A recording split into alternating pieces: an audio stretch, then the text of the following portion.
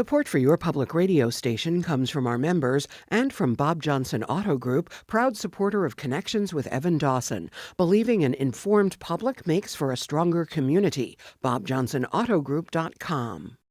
From WXXI News, this is Connections. I'm Evan Dawson. Well, our connection this hour was made in the classroom, where teachers across the country are grappling with a new set of challenges in 2025. The new Trump administration has warned educators to steer away from anything it categorizes as DEI, and their definition is rather broad. Colleges and universities are having their funding threatened over this issue, and now K through 12 as well. The new administration is talking about eliminating the Federal Department of Education. If it did so, it's hard to know exactly the short and long-term effects on schools, and teachers might feel the need to address politics and current events in ways that they hadn't before. Some teachers have said that students are more engaged and everything feels politically charged. Other teachers have said that their kids are starting to tune out, and studies indicate that teenagers are feeling higher levels of despair, depression, and mental illness than any previous generation on record. Social psychologist Jonathan Haidt says the current generation of American children is the least thriving generation of American kids ever on modern record. Meanwhile, a bipartisan group of governors is moving to ban cell phones in schools, saying it would help teachers and students alike. It is spring break week in New York State, and this hour we sit down with a pair of teachers to discuss what things are like in the classroom these days. My guests include Abby Fanning, who is a high school English teacher. Welcome back to the program. Thanks for being here. Great to be here. Thank you. Dan Hart is a 9th grade literacy teacher at East Upper School. Welcome. Thanks for being here. Thanks for having me. So a lot of different places to go, and I'm just going to start generally here and ask if both of you, given your roles, an English teacher, a literacy teacher, if current events, perhaps politics, is part of the menu of what you talk about, if it has been in the past, if it is now, and if that's allowed to be the case, or if that's encouraged to be the case. So a lot of room there. Let me start with Evie on that one. So, excuse me. In teaching literature and writing, current events aren't what I'm supposed to talk about. That's not what I teach. But I do teach about the human condition, and there's no getting away from DEI. There's no getting away from current events when you're talking about reality, the kids' reality. Okay. And does that lead to any parents who feel like material might be out of bounds? Any students bring it up? Any administrators? So I generally get along pretty well with the parents. I feel like we have the same goal in mind. So the idea is to teach these kids, right? And as an English teacher, my job is to teach them to have something to say and to teach them how to say it. So yes, sometimes that crosses with my opinion or my perspective or my understanding of what's going on. But I don't think there's realistically a way to avoid that without being a pretender. Okay. And so far, it's been a few months of a new administration. Any changes in what you're instructed or advised to do as a teacher? Yeah, my instructions are that I am to avoid preaching what I believe. Okay. And that's reasonable, right? I do try to avoid preaching what I believe. I ask questions because, again, in trying to get kids to learn, when I tell them something, they might believe it or not believe it, but they're not going to know it. In order to know something, they're going to have to come to it for themselves. So my job really has been to ask questions to lead them through kind of navigating what's going on in their own heads. Yeah, okay. Makes sense. And are students talking about current events, even politics, more themselves than you've seen in the past? It comes up, but they're also more scared to bring it up. Like as soon as somebody brings up something, 10 others gasp.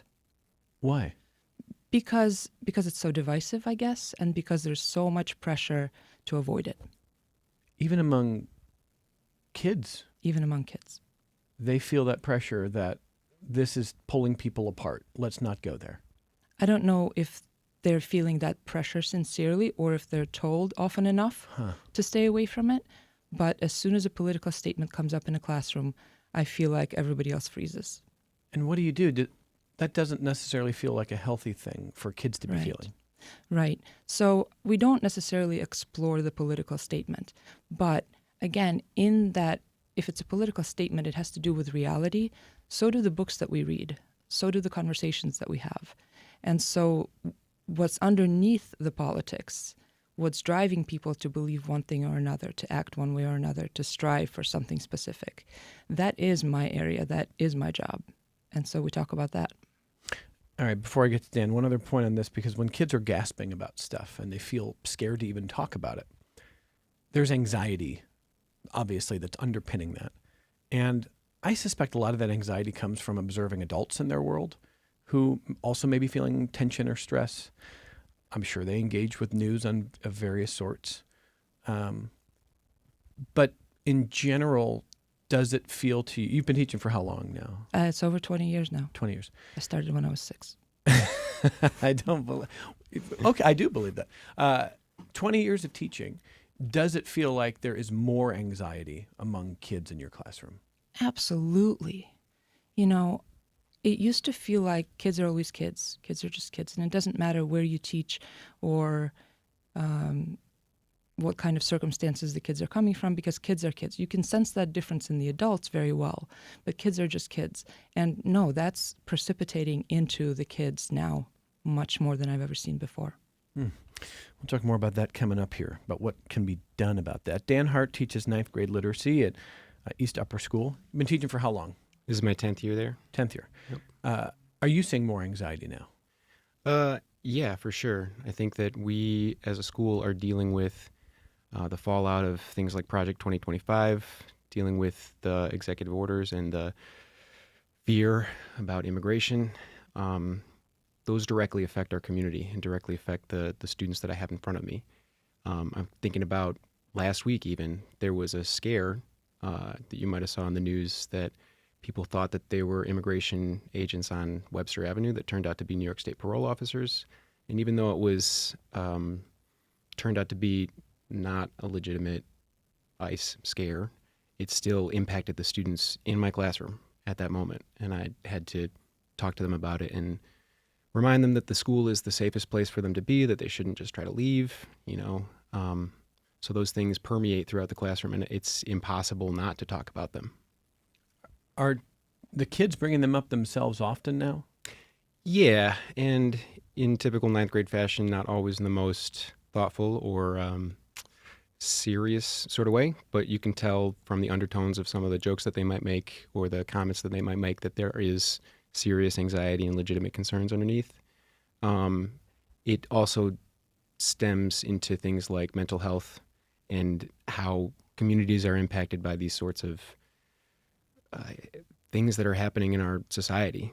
It impacts the mental health of the students in front of us. Have you had any pushback or concerns raised by anybody in the school community? Parents, administrators, others, colleagues? No, one thing I'll say about East and about the RCSD is that we've focused on culturally relevant responsive pedagogy significantly. And so we're encouraged to have these kinds of conversations and to have them responsibly and to integrate them into our curriculum. You know, as a literacy specialist, we start the year with an identity unit because so much of reading is personal. You are reading to find windows and to find doors, but also to find mirrors. You're trying to see yourself in literature. You're trying to learn about other people. You're trying to develop empathy over time. And so we take an identity focus at the start of the year so kids know where they're starting from, know what they want to seek out, and think actively about how the reading experience can help them develop their understanding of the world around them. So and this is really for both of you, when we see that the Trump administration, actually, just let me read from this. Let me read from NPR's reporting on this so everyone's up to date on where things are. Quote, the Trump administration has threatened to withhold federal funds from public schools that have diversity, equity, and inclusion programs. In a letter to state leaders across the country, the U.S. Education Department said that Title I funding, which is targeted to schools with a high proportion of low-income students, would be threatened if schools failed to follow its interpretation of civil rights laws. Any violation of civil rights laws, it says, including the use of diversity, equity, and inclusion programs to advantage one's race over another is impermissible. School and state officials are required to sign a certification letter attached to the memo and return it to the department within 10 days, proving that they are in compliance, end quote. So does that come up at all? Anybody talk to you about that? Anybody said in the school community, like, what are we teaching? Should we take a look? Should we maybe not teach this book? Should we not do this unit? Does that come up at all? It hasn't come up directly for us. I can't imagine the pressures that the superintendent and the administrators are facing, because they do a lot to shield us from that sort of thing and protect what we do in the classroom and what they know to be best practice. Okay. So steady as she goes for the most part for you in terms of what you're doing? I'd say so, yeah. In terms of what you're teaching and how you're teaching it? Yeah, and steady as she goes plus, right? Like, we have a responsibility to handle these issues responsibly with students, for the benefit of the community. And to shy away from that is sort of let the oppressors win, right? That's not what we're trying to do as educators, I would hope. And so the administration respects that. Listeners, this hour, if we've got teachers in the audience, I understand that this is a little fraught. The two guests we have in studio with us today are very highly regarded for the work that they've done for years, not only among students, parents, but among their colleagues. And it's not easy to talk about these issues sometimes. I want to recognize that. And we reached out to a number of teachers that we've been in touch with privately who just didn't feel like they could come on, really wanted to, didn't feel like it was safe to do so. So I understand that. But if you want to communicate with us, however is best for you, especially if you're a teacher, but you don't have to be a teacher, you can do that multiple ways. You can send us an email, connections@wxxi.org, connections@wxxi.org. If you want to call the program, you can do that. 844-295-TALK. It's toll free. 844-295-8255. It's 263-WXXI if you call from Rochester, 263-9994.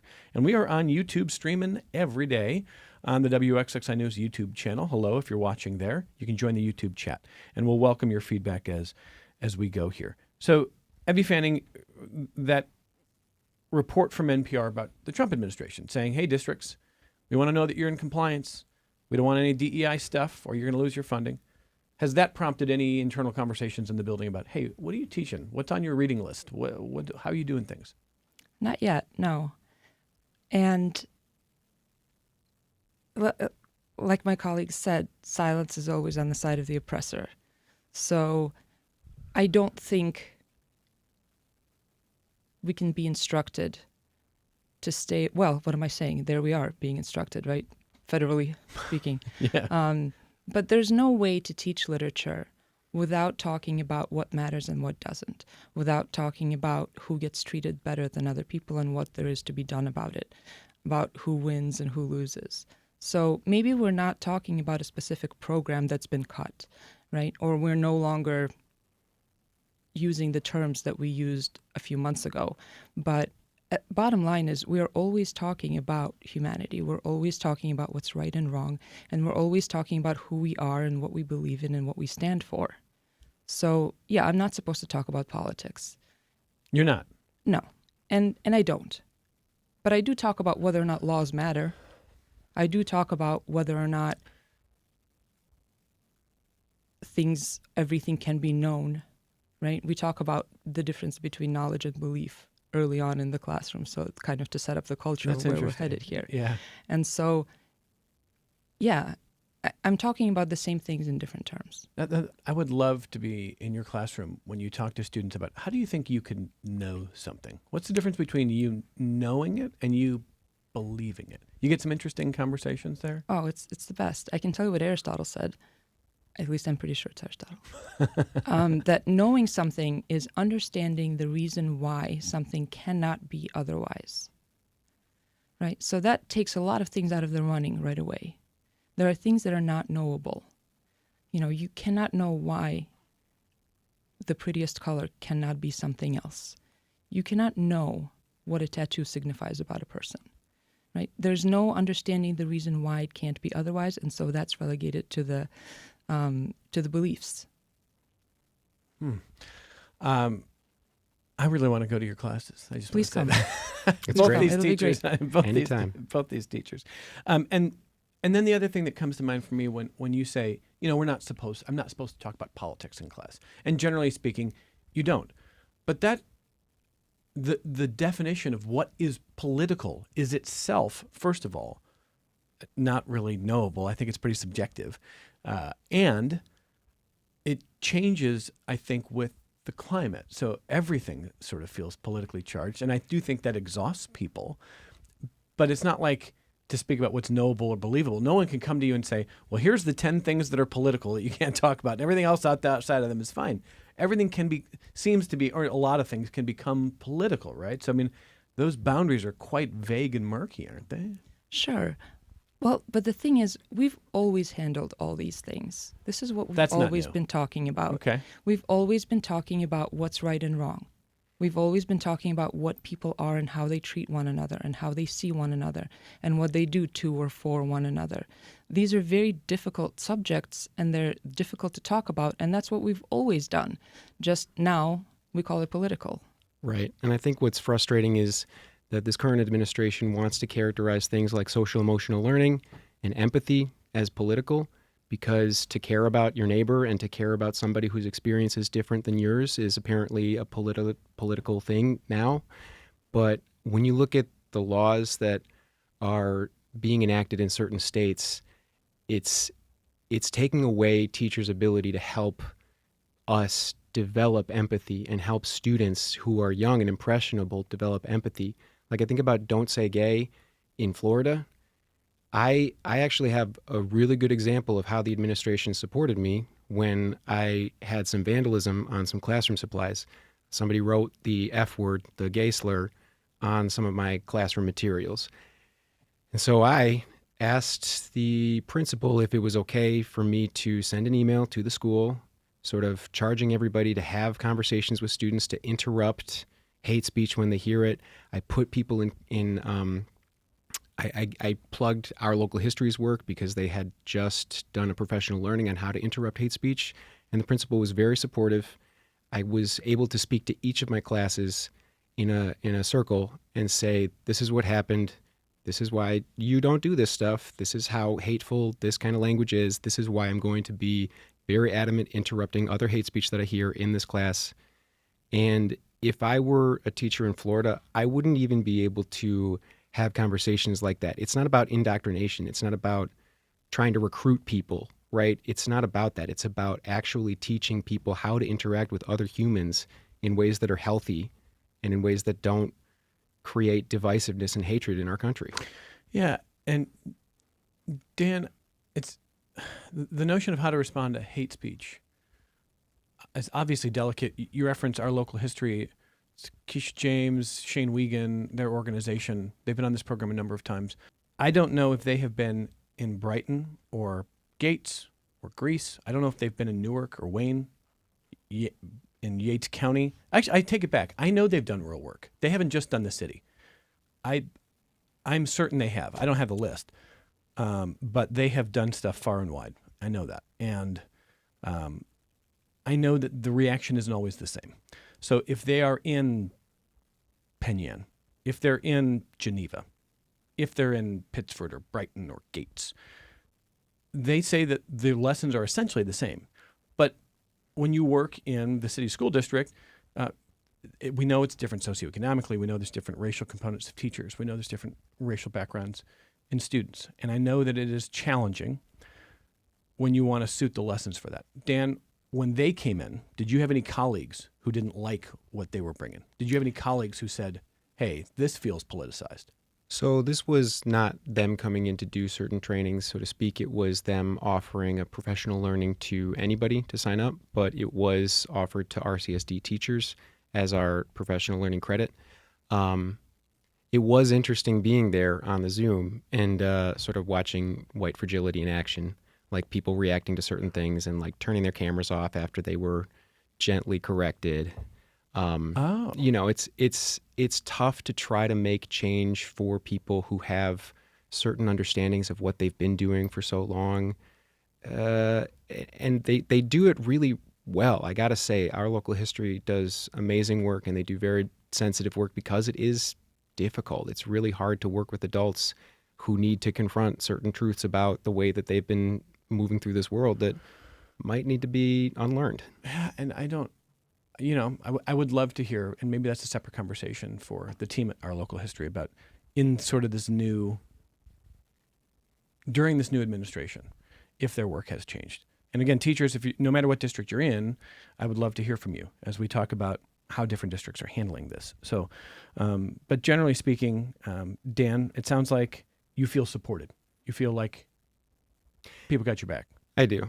I really do. I think that, I don't think that any school district is perfect. I don't think that where I work is perfect. I think that there's definitely room for improvement in a lot of areas, but that's part of the journey of any institution. That's part of the journey of any large organization that's trying to make meaningful, impactful change. I think sometimes it's frustrating that schools and large organizations move slow, and this current political climate is demanding us to move faster. I mean, the advent of AI is showing us that just right in the face. We can't slow down. We have to be adaptable, and our systems are not necessarily the most malleable. Well, did you hear what the Department of Education Secretary Linda McMahon referred to as A1? AI? Did you hear this? You didn't hear this, Abby? A1. Mm-hmm. And not one time, repeatedly, Linda McMahon, the Secretary of Education, has referred to AI as A1, like the steak sauce. And I don't know that means everything. Everybody has malaprops. I mean, you teach English. We can all misspeak, right? That's not impossible. You can all misspeak, but no matter what you teach, you should be aware of what's happening around you. Like, I'm an English teacher. I know addition and I know World War II. And, the goal there is to just not be a fool. I mean, seriously, I don't. kids learn from people. You learn from people. We don't learn from a worksheet. We don't learn from a syllabus. We learn from a person. Relationships. And we're never going to learn from somebody we don't respect. And we're not going to respect a fool. Okay, so when a person in a prominent position doesn't seem to have much facility with a really important concept that is affecting everything in the world, but especially education, how kids can learn information they can access, what they're presenting in class, which we've talked about, which you've got some interesting and sometimes heterodox opinions on. No surprise. But do you think it's indicative? I mean, when you hear Lynn McMahon keep saying A1, are you worried that she's not in touch? Well, of course it's indicative. I tell my students that they have to capitalize their name on their paper so that they don't undermine their own credibility in whatever it is that they have to say. If you make a mistake like misspelling the title of a book, now I don't believe anything you say about that book anymore, right? I read your essay and I dismiss it because you have just undermined your own credibility there. Okay. Dan, the A1 AI thing, did that bother you? Yeah. But if people say, come on, you're overreacting, it's a malaprop. It's tough because of all the things to upset me, that's not the one that's highest on the list. Okay. Honestly, Linda McMahon just being the Secretary of Education in general and her being installed in that post with the intention of her working herself out of a job, that's what really bothers me. I mean, the fact that she didn't know what the Americans with Disabilities Act was about. She's not trained for this job. She's not qualified for it. I admit I did not see that particular. Yeah, that was the first gaffe. Okay, I didn't see that. So Okay. So you feel like she's not qualified. not at all. So have you, in your mind, is there a cascading set of effects if, for example, they actually eliminate the Department of Education? Because, I mean, that feels like kind of political murkiness that I'm not even sure what the dominoes falling would be there. So I'm not sure either. And here's why. To look at education that way as a top-down kind of thing, where decisions are made at the top and then they come down to districts and superintendents and administrators. And I really honestly feel like the reality is the opposite. What matters is what happens in my classroom. And so all I need is to be empowered to do my job. And whether the Secretary of Education knows how to spell her name or not is going to affect somebody somewhere, but it's not going to change the literature that my students are reading and the way that they see themselves in the characters in that literature. So I'm not really involved in the politics of it, and most of what I do, most of the day-to-day routine, most of what my students learn from me isn't decided by the administration. But this is where, if I could, and I know Dan wants to jump in. Let me just follow this point on what you have your students reading. This is where I think this administration could eventually either impact you or try, Sure. because they are defining what is inbounds, outbound. Next hour, we're talking about the Kennedy Center. And the president himself put himself on the head of the board because he said, I've got better things to do, but the arts got out of control. And that we need control over what the arts are saying on stage.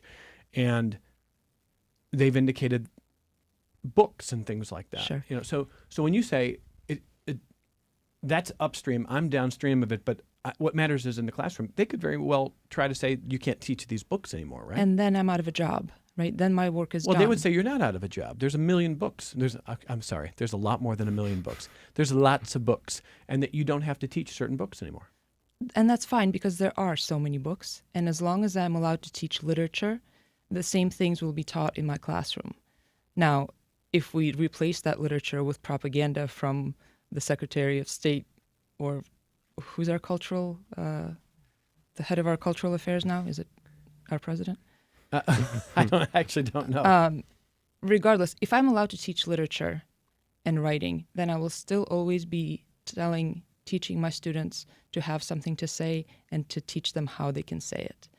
If literature altogether is taken out of my hands and I instead have to teach things that aren't truly speaking literature and where those lessons don't exist, then teaching English doesn't exist anymore. One other note, it's kind of a fine point, but I can hear listeners thinking it. When you say part of your job is to teach kids that they have a voice Yes. and how they can use it, just to be clear, I don't hear you saying they have to have the voice that I want them to have and they have to say what I want them to say. I hear you saying I'm helping them find their own voice and learn how to refine it, even if it's in ways that are different than mine or yours or anyone else, that it's true to them. Yes? Absolutely, and that's by no means a minor point. And that's what makes great literature great. It doesn't teach you a moral. It asks you questions. It shows you examples. I think there are critics who say teachers are, a lot of the critics right now are on the political right, or the political right that supports this administration.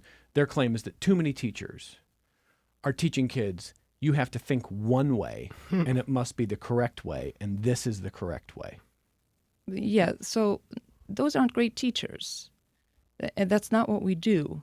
That's not what we're tasked with. Do you think that's happening? Not that I've seen. No, I see. You don't do this job, especially for a lot of years, unless you love it. It's difficult. And so those of us who are in it because we believe in it. And if we believe in it, then we believe in the people that we are teaching. And I don't know who could possibly tell me what the right way to think about Hamlet is. You know, Shakespeare's dead, and so I couldn't even talk to you about what he intended. Or they. Or they. Like how many Shakespeare? No, we're not going to do the whole Shakespeare debate. Yeah, could have been a group of women. I've read that. If we were able to indoctrinate kids, they would be reading a lot more books and turning their work in on time. I'll say that. Okay, fair. Are your kids turning their work in on time? No. Nobody cares about turning their work in on time. To be honest, I don't particularly care about handing work in on time. I want it handed in, and I want it done the best that it can be done, and however long that takes you, you take the time. I don't want something you cranked out by deadline. Same.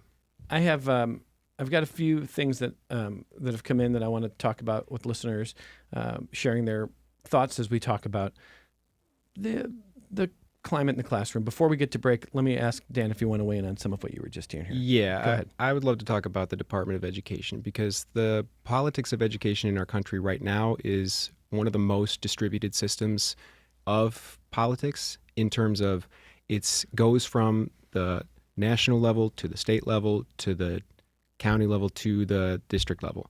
And there are school boards in each school district for a reason, because the community should be the ones weighing in on what is or isn't taught. And it's very rare that the national level impacts what actually goes on in the classroom. What the Department of Education really is tasked to do is to make sure that people's modifications for special education are protected, is to make sure that the right number of special ed teachers are allocated to districts based on what number of students are designated with IEPs in those districts. And what dismantling that organization does is essentially sub out that work that was done pretty streamlined at a national centralized level to 50 different state governments. And what I worry about is, sure, the New York State Department of Education might be able to handle that influx of work, but other states will not. And other states are going to have students whose protections are removed. Other states are going to have students who are not getting the right kind of services that they need, that they deserve. And there's going to be no recourse. There's families who are already worried about who do they contact? Who do they contact if their students' IEPs are not being met in the classroom? What is the legal recourse if their students' modifications are not being delivered? And we already have sort of a system that does that work in ways that could be improved upon. And so to remove that oversight, that level of national just systematizing of that work makes it that much harder. And we already know that the current administration doesn't care about people who are already marginalized being further marginalized, and that's what's going to end up happening. Again, what you just said right there, some parents in a lot of different places would say, well, that's a political statement from a teacher. Does that sound like a political statement to you? I think anything is a political statement. If you say that learning matters, that's a political statement. Yes, it is. And I think that that's okay. I think that we should be encouraged to make political statements when we're making statements about justice and what's right for students. Greg emails to say how lucky students are to have these two teachers. Cheers to teachers during this spring break. I hope they all are willing to go back to work next week. I think they're going back to work, Greg. They're all going back to work. I mean, it's just We'll probably go. You'll probably go. Yeah. Probably, yeah, we'll probably go. You'll probably go. Dan, you're going back to work next week. It's just spring break. That's okay, Greg. But Greg says, cheers to these teachers. Sheila sends Sheila sends a really interesting note as a retired English teacher, which I'm going to read after the break coming up here. So Sheila, thank you for that. And John, thanks for giving teachers and students a voice during break week. Always up for more of this, please. I'm with you there, John. Like I said, it can be difficult. And we appreciate all voices who are willing to join this conversation. John says, I'm concerned that students are quickly becoming desensitized to political violence, political instability, and damaging rhetoric. Teachers are an important bulwark, but they can't be expected to shoulder the burden alone in the face of a fractured media and news landscape. I wonder what other opportunities exist to help keep young people informed and engaged. That's John. What do you think, Evie? I think that's a great point about students getting desensitized. Students getting desensitized, it seems to me sometimes like kids don't know how to take something seriously. And that's partly because there's so much information around them and so much of it is inaccurate and part of it is accurate and so much of it is irrelevant. And so they're used to fishing among, a sea of information for something that matters. So I think that there's a struggle to understand when something actually is serious and reacting to it appropriately. Dan, you want to add to that? Yeah, I think that we're living in highly traumatizing times. I think that it's hard for any young person growing up and confronting climate change, confronting police brutality that's readily accessible on the internet, confronting our president, the highest elected person to office, saying and doing and being convicted of the things that he's said and done and been convicted of. And it's hard to be a young person to discover how you can exist in this world, let alone make an impact for the positive.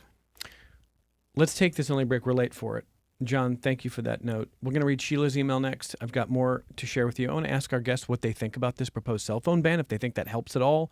I know it's not perfectly related, but it's right there in the wheelhouse of how teachers are dealing with changes in their classrooms. And if you've got more to say or add, you can email the program, connections@wxxi.org, or you can Call the program toll free, 844-295-TALK. It's 844-295-8255. Support for your public radio station comes from our members and from Monroe Community College, hosting Scholars Day with keynote speaker Dr. Clint Smith, journalist and author of How the Word is Passed, in a talk on racial justice.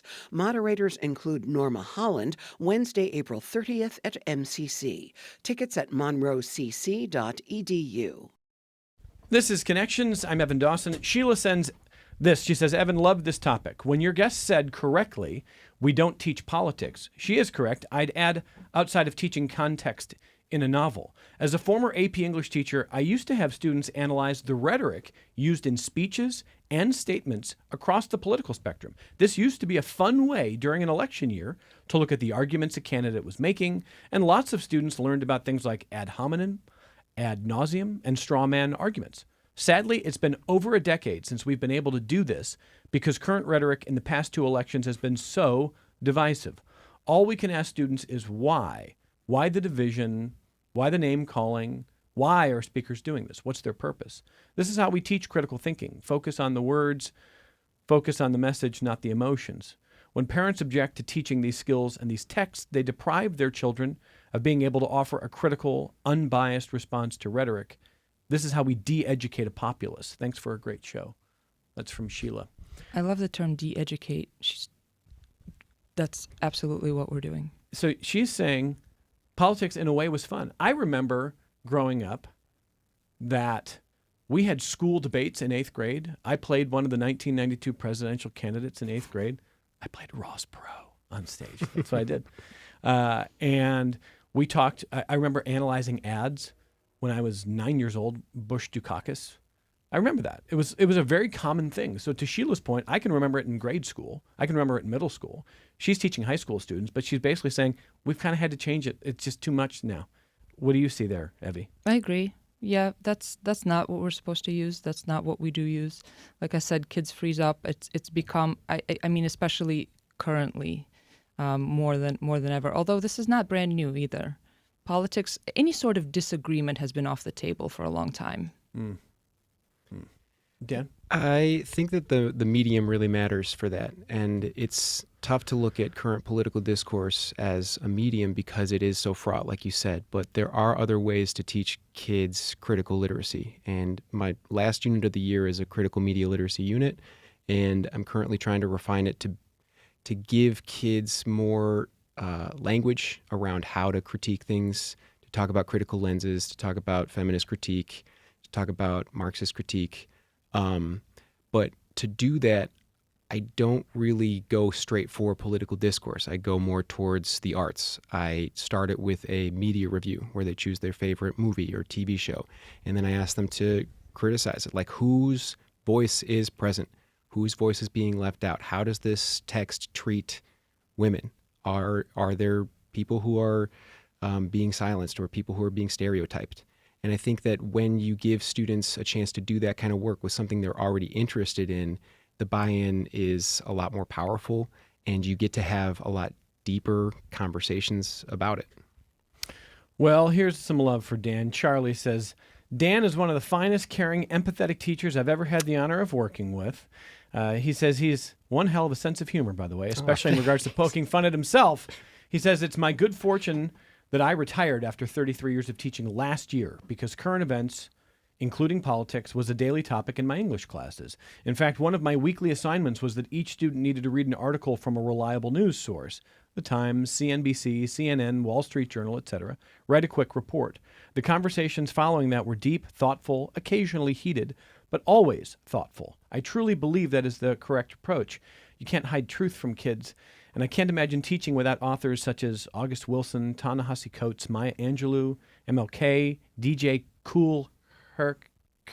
That's one I don't know. Sorry, Charlie. Langston Hughes, Alice Walker, Shakespeare. She says you present all points of view and you get kids to think for themselves. Good luck to all current teachers. It's going to be rough the next few years. Thanks, Charlie. Hope you're enjoying retirement. That is from Charlie. He stuck the landing on the timing, it sounds like. Charlie, thank you for that. Hal in Livingston County on the phone. Hey, Hal, go ahead. Hi. Thanks for a great discussion. I wanted to share that I think without doubt, as in authoritarianism, there cannot be faith in religion or curiosity in science. Both require doubt. In religion, for the faith needed facing the mysteries of the human world, and in science to pursue the curious questions that lead to systematic observations, allowing discoveries in science. So doubt and attempts to resolve it are essential in both religion and science. Thank you. Okay, Hal, thank you. Doubt is important, or what we can know versus what we believe, right? Absolutely. Curiosity is the most important quality for anybody who is learning, for anybody who's trying to learn. You have to be curious. And curious means you don't know. Curious means that there is stuff that isn't in the realm of what you know. Kids need to fail, for instance. I think, like, if you're getting straight A's, then I'm asking you to do things that you already know how to do. We need to push that. We need to push past the comfort level. But people are, as you know, are obsessed with grades. Right. And often it's the parents. Right. And what you just said is not a welcome thought for a lot of parents who are like, kids need to fail. No, my kid needs to get straight A's. We got college to think about here. Totally, almost unrelated fields, right? your record on paper and your actual course of learning. But my point is, and I find actually that parents are understanding when it's presented to them in this way, where it's either you can have the perfect record or you can actually be thrown into doubt and curiosity. I love the idea. I think, and you're the expert here, not me. I think it's interesting because I think some parents are just thinking down the line, what's our transcript going to look like? How do we get into school? Like, what's that look like? And that's valid.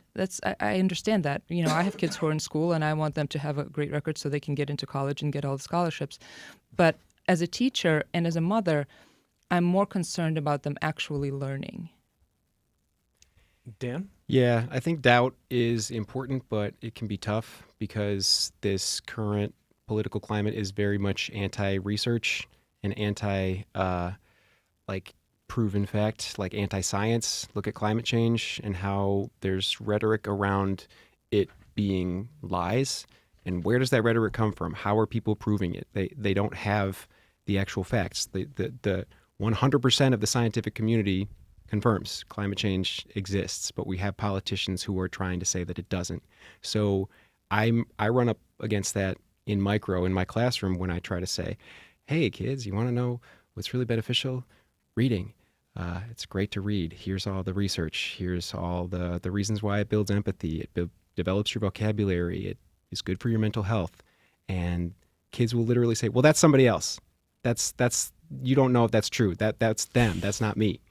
And same thing with it's hard because you want to encourage them to question, but you want to encourage them to question right. And right now we have people questioning things wrong, just very much incorrectly. Yeah, part of what you're describing too, I think, is some of the fruits, the sour fruits of social media, which is like everyone has an equally valid opinion on everything. And I actually watched a debate on Joe Rogan between Douglas Murray and Dave Smith on the subject of Gaza. It was a lot, but it was interesting. And it's not about what I think or whatever or what they think. There was a moment where Douglas Murray was saying to Dave Smith, like, you're talking a lot about something. Like, have you ever been there? And Dave's like, no. And he's like, do you have any like actual background in the subject? And he's like, no. And Dave's like, but I have a voice. I have an opinion. And he's like, yeah. And Douglas Murray was like, you do. And you're listened to way more than people with actual expertise because that's how the modern platforms are working. I just don't, he was saying, I don't know if that's healthy. But Dave Smith's like, what do you mean? Like, are you saying I'm not allowed to speak? And he's like, I'm not saying you're not allowed to speak. I'm saying, why does your voice carry so much weight when you don't really have expertise or knowledge in something? But I think the modern ecosystem of these platforms has encouraged too many people to think like, you've got a voice is therefore as valid as anyone with expertise. And if they have expertise, maybe they're just elitist. And fake news spreads 5 times faster, right? That's the statistics. Fake news spreads way faster than actual news. And fighting back against somebody's misconception once it's already established takes so much longer than actually teaching them the right thing. We're way late for what I wanted to get to as well. So now I want to shoehorn this in because I think it's important. We're going to talk more coming up in the next couple of weeks about Governor Hochul's proposed bell-to-bell cell phone ban. First, I want to listen to what the governor said in an interview with NBC New York about how her proposed cell phone ban would work in K through 12 schools. Does your bill ban possession of devices in school or just use of devices in school? Use of devices from bell to bell. Once the school day starts, they need to be set aside, and we're going to give a lot of flexibility to school districts. So under your plan, could a school then allow students to simply shut their phones down and keep them off in their backpack or their locker? Or do they have to give the phone up? They need to have an environment where the children don't have access to the phones. I mean, the temptation is great. So that's why it's called a bell-to-bell ban. You're not checking your cell phone or texting people or sending anything on any platform in between classes. You're not doing it at lunch, etc. That lines up with what we're seeing in a number of other states. Illinois, with a Democratic governor. Arkansas, with a Republican. Sarah Huckabee Sanders is the governor of Arkansas. This is what she said about their ban recently. I'm proud to say that improving our state's mental health, and especially our kids' mental health, is one of my top goals for this administration. The reason for that is really simple. Over the course of the last several years, we have seen a staggering rise in mental health illness among young people, particularly over the last decade. Anxiety, depression, suicide have doubled and sometimes tripled among our kids. And to me, in the data, the culprit is very clear. Unrestricted access to smartphones and social media. And we now have an opportunity to do something about it. That's Governor Sanders in Arkansas. So, Evie Fanning, for you as a high school teacher, what do you make of these bell-to-bell ban proposals? I love it. So I've had one rule in my classroom for maybe the last 10 years, and that is no cell phones. I cannot compete with a screen. I accept that. I recognize that. I can't compete with a screen. And so if you're going to learn in my classroom, if you're going to pay attention to what is happening between us, between the people there needs to be nothing buzzing in your pocket. Everything else I can work with. We can, I don't really need any other rules, but there has to be no phone. But if I'm one of your students, let me just put it in my locker. I'll check between classes in the hallway or at lunch, but not in class. I won't have it in class. Sure. And so then I see you one period and you're happy and everything is good and we're talking and you're motivated. And then I see you the next period and you suddenly won't make eye contact and won't speak up in class. Because something happened on the phone? Must have been, right? I mean, the social media and the effect that it has on these kids, I don't really understand it, I have to say. I'm not part of the generation. I'm glad that we were part of a generation that didn't have that, honestly. Right, and I see it. I see the effect of it. I can't understand how and why that works, but I can see that a glance at a phone can change a student's day instantly. Okay, so bell to bell, I'm good with that, yeah. You're good with that. Okay, Dan.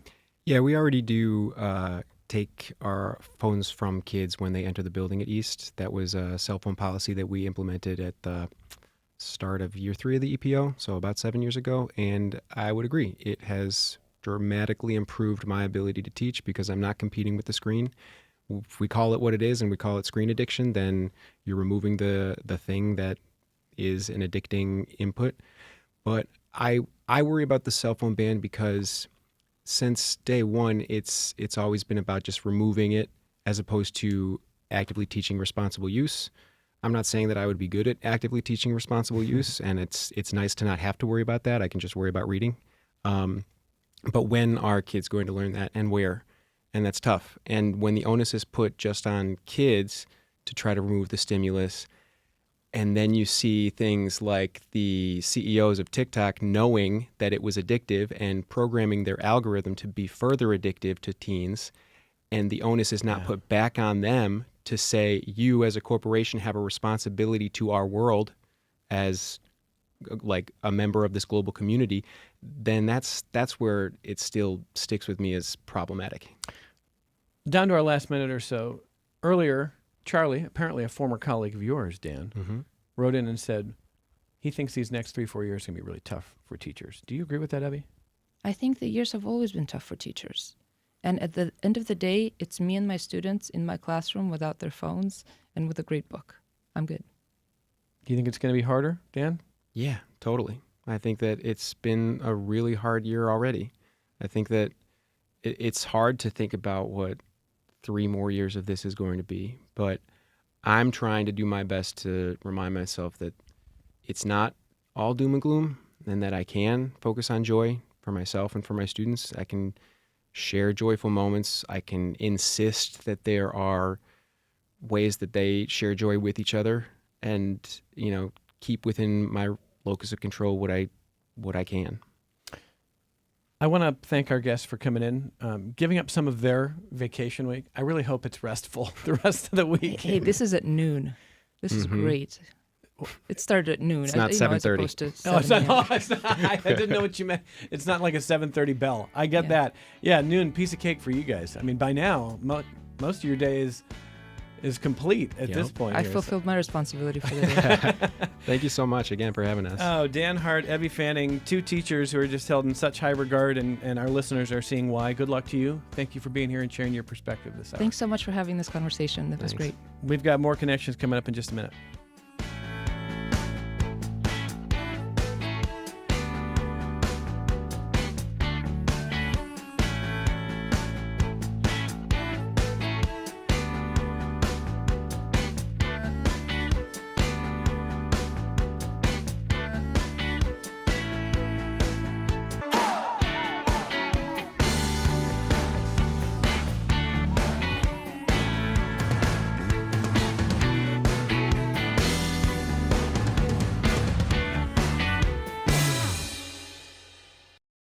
This program is a production of WXXI Public Radio. The views expressed do not necessarily represent those of this station, its staff, management, or underwriters. The broadcast is meant for the private use of our audience. Any rebroadcast or use in another medium without expressed written consent of WXXI is strictly prohibited. Connections with Evan Dawson is available as a podcast. Just click on the Connections link at WXXInews.org.